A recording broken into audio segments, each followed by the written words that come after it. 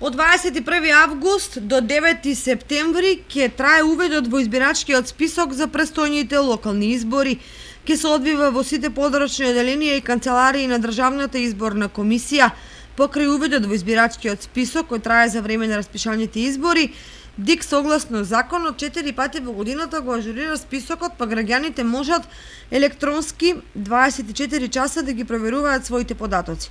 Последното ажурирање е во мај годинава, а за изборите ќе се користат најновите податоци од избирачкиот список донесени од Министерството за внатрешни работи.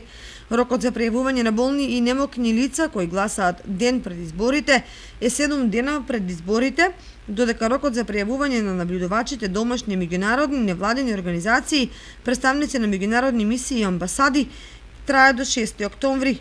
ДИК го утврди роковникот на седницата која ја одржа веднаш по добивањето на решението со кое беа распишани локалните избори кои ќе се одржат на 17 октомври.